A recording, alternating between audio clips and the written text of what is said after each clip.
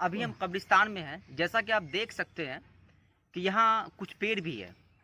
जैसे देखिए यहाँ पर एक पेड़ है। बात 2010 के करीब की है। मेरा एक दोस्त है दीपक। सुबह के लगभग 4:30 बज रहे थे। मौसम सुहावना था और कोयल की कुछ कुछ आवाजें दीपक के कानों में जा रही थी। दीपक को ऐसा लगा कि सुबह हो चुकी है और वो आम चुनने के लिए इस कब्रिस्तान में आया। जैसे ही वो कब्रिस्तान में आया, एक आम टप से गिरा। उसने उसे झट से उठा लिया। जैसे ही उसने उस आम को उठाया, दूसरा आम पट से गिरा। उसने उस आम को उठाया, तीसरा आम फिर गिरा, उसने उसको भी उठा लिया।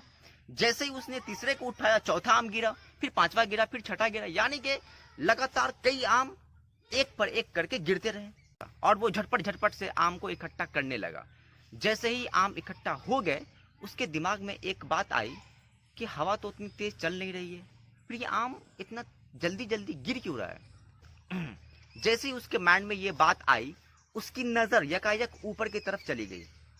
बट जैसे ही उसकी नजर ऊपर की तरफ गई, उसका दिमाग सुन पड़ गया, क्योंकि उसने कुछ ऐसा देखा ही था।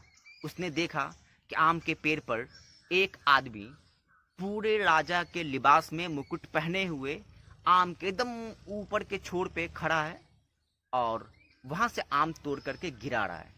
दीपक की नजर जैसे ही ऊपर की तरफ उठी थी, उसकी नजर उस आदमी की नजर से मिल गई। नजर का मिलना था कि दीपक का धड़कन बंद हो गया और वो आम वाम को सबको भूल करके सरपट अपने घर की तरफ भाग निकला। और जब कुछ घंटे बाद दीपक को होश आया, मतलब उसे कुछ सूझबूझ आया कि क्या हुआ मेरे साथ नहीं हुआ, तब उसने इस घटना का जिक्र कई लोगों से किया। जैसा कि आप जानते हैं, कुछ लोगों ने इस पे यकीन किया और कुछ लोगों ने इसे अफवाह माना। आपको क्या लगता है? जी, आपका नाम क्या हुआ? दीपक कुमार। ये जो घटना बताई गई है, क्या आपके साथ ऐसा हुआ था? ऐसा हुआ था। आप किस गांव के रहने वाले हैं? बेलवा गांव के। चलिए, शुक्रिया बहुत बहुत।